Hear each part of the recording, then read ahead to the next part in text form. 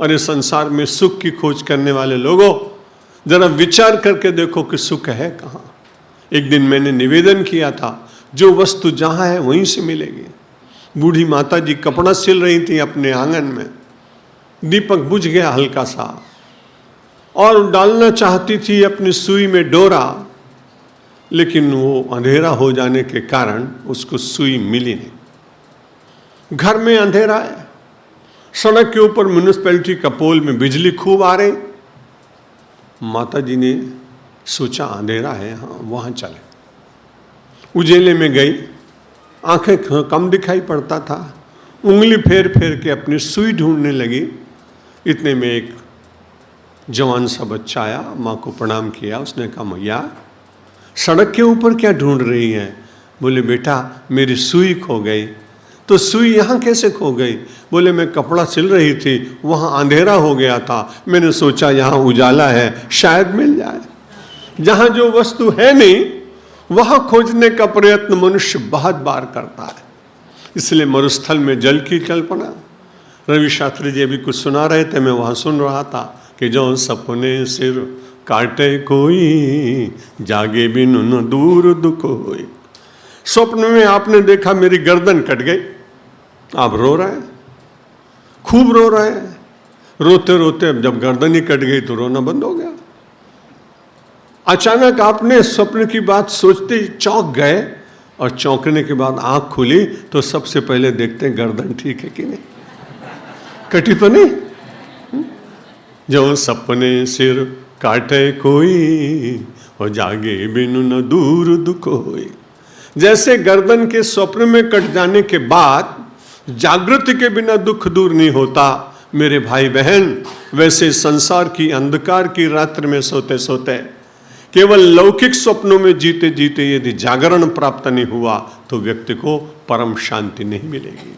इसलिए भगवान ने कहा, बहुनाम जन्म नामन्ते ज्ञानवान माम प्रपद्यते। बहुत जन्मों तक साधना करें, मनुष्य जन्म और हिंदू धर्म में जन्म, भारतवर्ष में जन्म, ऋषियों की भूमि में जन्म, मुनियों की भूमि में जन्म, बलिदानियों की भूमि में जन्म मुझे और आपको मिला। ये अपने आप में बड़े गौरव की बात। उस भूमि में उत्पन्न होने से जो उसके परमाणु हैं उनका उपयोग करते हुए हम अपने जीवन के कर्म तो करें। कर्म यात्रा के साथ सात्विक धर्म यात्रा, सात्विक धर्म यात्रा के साथ अंतर की दिव्य वो यात्रा कि जिसको पा लेने के बाद सब तीर्थ अपने आप भीतर ही चले आते। तीर्थ में जाएं तो बहुत अच्छी बात है, लेकिन आत्मा की नदी में जो लोग स्नान करते हैं वे बड़े भाग्यशाली हैं। आत्मा की नदी में स्नान करने वाले के लिए भगवान कहते हैं वासुदेवः सर्वमिति। जिधर दृष्टि जाती है उधर वासुदेव वासुदेव। जिन रामतीर्थ की बात मैं आपको सुना रहा हूँ वो लौट कर आ गए अमेरिका में और टिहरी के जंगल में रहने लगे। टिहरी के राजा ने कहा कि आप इतने अच्छे दिव्य सन्यासी हैं, मैं आपके लिए एक अच्छी पर्णकुटीर बनवा दूँ, कमरा बना दूँ। उन्होंने कहा कि पर्णकुटीर से काम चल जाएगा।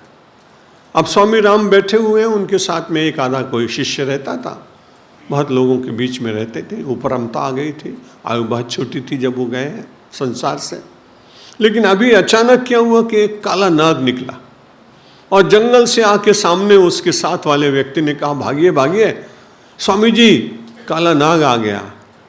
स्वामी जी ने तुरंत उस काले नाग को उठाया और उठाने के बाद कहा, श्याम सुंदर आज तुम नए रूप में आए हो।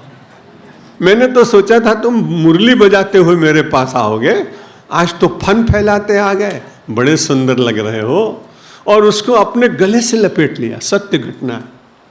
सर्प को ऐसा लगा इसको मैं दंश कैसे करूंगा। धीरे से अपनी गर्दन में से निकल के धीरे धीरे चलता चला गया।